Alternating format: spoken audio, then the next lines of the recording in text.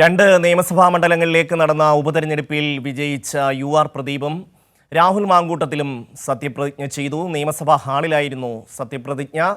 Speaker N Shamseer, മുഖ്യമന്ത്രി പിണറായി വിജയൻ, അതുപോലെ തന്നെ മന്ത്രിമാരടക്കമുള്ളവർ ഈ ചടങ്ങിൽ പങ്കെടുത്തു. പ്രതിപക്ഷ നേതാവ്, ഒപ്പം കോൺഗ്രസിലെയും CPIM-ലെയും നേതാക്കൾ അടക്കമുള്ളവർ ഈ ചടങ്ങിന് സാക്ഷ്യം വഹിക്കാനെത്തി. വിജിൻ ചേരുന്നു.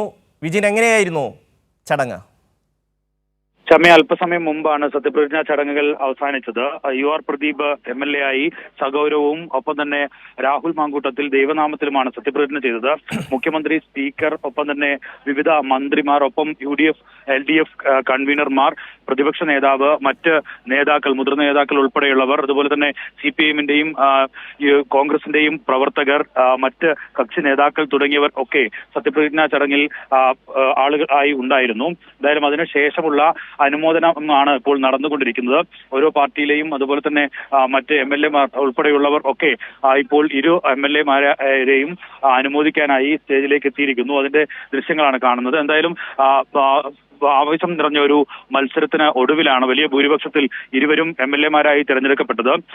UR പ്രദീപ് MLA രണ്ടാം തവണയാണ് ചേലക്കരയിൽ നിന്നും നിയമസഭയിലേക്ക് എത്തുന്നത്. ആദ്യമായാണ് രാഹുൽ മാങ്കൂട്ടത്തിൽ MLA ആയി സത്യപ്രതിജ്ഞ ചെയ്യുന്നത്. ഈ ശങ്കരനാരായണ സ്വാമി ഹാളിലെ വലിയ ആൾക്കൂട്ടത്തിന് മുന്നിലായിരുന്നു സത്യപ്രതിജ്ഞാ ചടങ്ങുകൾ നടന്നത്. എന്തായാലും വലിയ തരത്തിലുള്ള ആവേശം ഈ സത്യപ്രതിജ്ഞാ ചടങ്ങുകളിലും ഉണ്ടായിരുന്നു എന്നുള്ളതാണ് പ്രധാനമായി എടുത്തു കാണേണ്ടത്. മുഖ്യമന്ത്രിയും അതുപോലെ തന്നെ പ്രതിപക്ഷ നേതാവും മറ്റു മന്ത്രിമാരും ഉൾപ്പെടെയുള്ളവർ ഇരു MLA-മാരെയും അഭിനന്ദിച്ചു, പൂച്ചെണ്ടുകൾ നൽകി. ഇപ്പോൾ ഈ എത്തിയ ആളുകൾ ഒക്കെ അങ്ങോട്ട് എത്തി ഇരുവർക്കും അനുമോദന പ്രവാഹങ്ങൾ നടത്തുന്ന കാഴ്ചയാണ്. വലിയ തിരക്കാണ് ഈ ശങ്കരനാരായണ തമ്പി ഹാളിൽ ഉള്ളത്. ഷമി. തീർച്ചയായും വിജിന്, നമ്മൾ ഈ കഴിഞ്ഞ ഏതാണ്ട് 1.5 മാസക്കാലത്തോളം ഇതെല്ലാം കാണുകയും കേൾക്കുകയും ചെയ്ത ആൾക്കാരാണ്. അങ്ങേയറ്റം രാഷ്ട്രീയമായ ആരോപണങ്ങൾ, പ്രത്യാരോപണങ്ങൾ ഒക്കെ ഉയർത്തുകയാണ് തെരഞ്ഞെടുപ്പുമായി ബന്ധപ്പെട്ട്. നമുക്കറിയാം, ചേലക്കരയിൽ ഇത് രണ്ടാം തവണയാണ് അദ്ദേഹം UR പ്രദീപ് അവിടുത്തെ ജനങ്ങളുടെ വികാരം ഒപ്പിയെടുക്കുന്നത്, ജനങ്ങൾ അദ്ദേഹത്തെ തിരഞ്ഞെടുക്കുന്നത്. അവിടുത്തെ വികാരം കൃത്യമായും മനസ്സിലാക്കുന്ന ആളാണ് UR പ്രദീപ്. പാലക്കാടെ സംബന്ധിച്ചിടത്തോളം രാഹുൽ മാങ്കൂട്ടത്തിൽ അവിടേക്ക് എത്തിയ ഒരാളാണ്. എങ്കിൽ പോലും രണ്ടുപേരും തങ്ങളുടെ വിജയം ഉറപ്പാക്കി, രണ്ടുപേരും നിയമസഭയിലേക്ക് എത്തുകയും ചെയ്തു.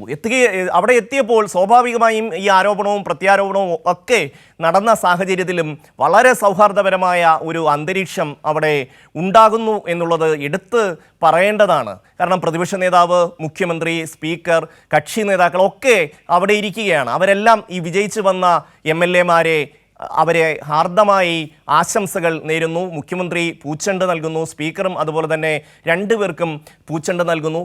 അങ്ങനെ നമ്മുടെ ഒരു ജനാധിപത്യത്തിൻ്റെ ഒരു മനോഹര കാഴ്ച നമുക്ക് വീണ്ടും കാണാൻ കഴിഞ്ഞു. വിജിൻ. തീർച്ചയായും ഷമ്മി സൂചിപ്പിച്ചതുപോലെ തന്നെയാണ് വലിയ ആവേശവും ജനാധിപത്യത്തിന്റെ വലിയ ആഘോഷവും തന്നെയാണ് തെരഞ്ഞെടുപ്പിൽ എന്നതുപോലെ സത്യപ്രതിജ്ഞാ ചടങ്ങിലും കണ്ടത്. എല്ലാ കക്ഷി നേതാക്കളും മറ്റ് ആശയപരമായ ഭിന്നതകൾ മറന്ന് ഇരുവരെയും ആശ്ലേഷിക്കുകയും ഒപ്പം തന്നെ അവർക്ക് പൂച്ചെണ്ടുകൾ നൽകുകയും ഒക്കെ ചെയ്തു.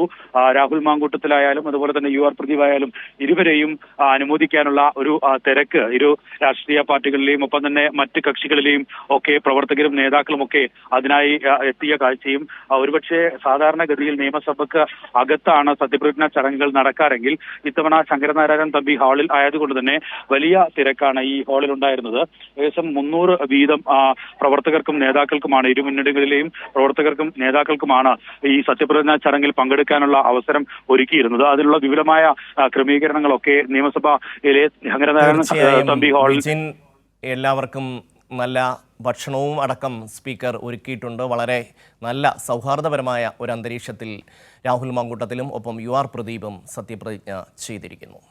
വിജിനാണ് വിവരങ്ങൾ നൽകിയത്.